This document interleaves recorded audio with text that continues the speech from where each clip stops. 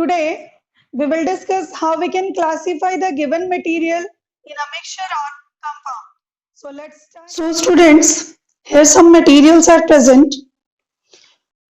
This is a brass glass, steel glass, mixture of sand and sugar. This sugar and this is a water. When we add few crystals of sugar in this glass and stir it to make a solution of sugar in water, we can classify these materials in the mixture or compound on the basis of their properties, like the brass glass, and this is an example of alloy. It is made when the 80% of copper and 20% of zinc mix together, but it is in the category of mixture because the composition of zinc we can change from 20% to 35%. Steel is also an example of alloy.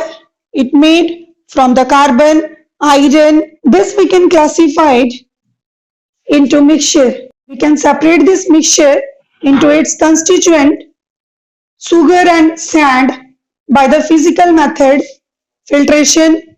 The solution of sugar in water is also categorized in the mixture. In the preparation of a solution, the energy given out or absorbed, but it is in the category of mixture. Why? Because solution we can separate by using physical method evaporation. The composition of this solution is variable. We can add more sugar in it or change the composition of sugar or water. Hence, it is in the category of mixture. But water is a compound. It cannot be separated by the physical mean. We can separate the water into its constituent hydrogen and oxygen by the chemical method. We can differentiate a mixture or a compound on the basis of their properties. Their mixture is formed when the two or more elements combine together in any ratio, and compound is formed when the two or more elements combine together in a fixed ratio, like water is formed when hydrogen and oxygen mix together in the ratio 1:8 by mass. Mixture can be separated by the physical process, like by using filtration, distillation, evaporation, by using a magnet, by using suitable solvent, etc. But compound cannot be separated by the physical mean. Compound can be separated into its constituent by the chemical process. Next property of mixture is it shows the property of all its constituents. In the mixture, always it shows properties of its constituent, like the solution of sugar in water shows the properties of both sugar as well as water. But in case of compound, the property of water is different from the properties of its constituent hydrogen and oxygen. Next property we have, the composition of a mixture is variable. When we prepare a mixture, we can change the composition. We can add more components in it. Composition of a compound is fixed because compound is always formed by the fixed proportion of two or more elements.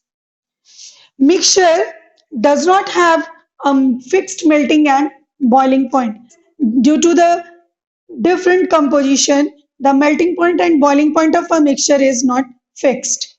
While in case of compound, its melting and boiling point is fixed because composition is constant. Next, energy neither be evolved or absorbed during a preparation of a mixture. But in case of compound, there is evolution or absorption of heat energy or light energy. On the basis of these property, we can classify the given material in the category of mixture or a compound. If we can separate the constituent of a given material, then that material will be mixture. If we can't separate, that will be compound. And if its melting and boiling point is variable, it will be mixture.